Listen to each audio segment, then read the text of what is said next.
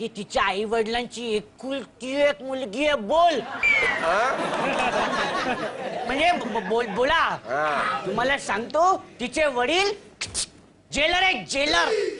Jailer? हा jailer window गुरुजी आहे. अहो म्हणजे ते जेलर नाही का, ते असे दागिने बनवतात आणि असे कानात गळ्यात असे इथे. अरे ज्वेलर ज्वेलर. रे झोलर. गुरुजी अरे तुला ह्या वयात हे धंदे सुचतात? मग काय तुमच्या वयाचे असताना सुचायला पाहिजे काय? अरे अभ्यास नाही केलास ना, नापास होशील. नापास काय? शक्यच नाही. मी नापास होणारच नाही. कसं काय? मी पुस्तकात बघून पेपर लिहीन. त्याला कॉपी म्हणतात बंडू. कॉपी. दुसऱ्या राज्यातल्या लोकांनी कॉपी केली तर चालते, आपल्या राज्यात नाही. मी याचा निषेध करणार गुरुजी.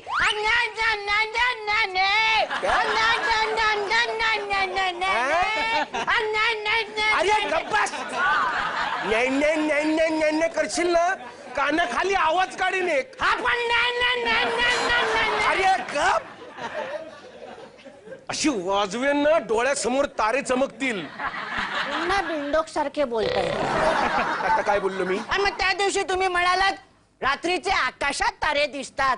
आता तर दिवस आहे, कसे दिसतील? अरे अरे चुकीचं कसं बोलतोस रे तुम्ही? अरे ह्या म्हणी आहेत. म्हणी मराठीतल्या म्हणी वाक्प्रचार आहेत. याचा अभ्यास केला असतास ना तर तुला याचा अर्थ कळाला असता म्हणींचा. गुरुजी मी खरंच खूप अभ्यास केलाय. म्हणजे मला असं म्हणायचं आहे गुरुजी की ह्या ज्या म्हणी आहेत ना, म्हणी या सगळ्या खोट्या आहेत. म्हणजे मला त्यांचा अर्थच कळत नाही. म्हणजे आता बघा ना, आयत्या बिळावर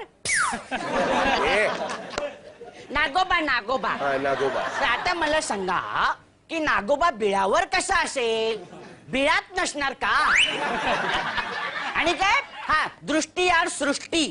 ते आता मला सांगा ती अ वर्गातली सृष्टी माझ्या दृष्टीसमोर नसेल ना तर माझा दिवसच खराब जातो. नाही तुम्हाला कसं कळणार ना? तुम्ही आपल्या नुसत्याच्या कपाळावर हात मारणार नाही, तुम्हाला कळणारच नाही. कारण गाढवाला गुळाची चव काय. बंडुरंग. अहो ही म्हण आहे. म्हण तुझ्या आईला. गुरुजी तुझ्या आईला मला भेटायला सांग. माझ्या आईला भेटायचंय. माझ्या आईला भेटायचंय. हो. तर मग बाबांनाच नाव सांगतो.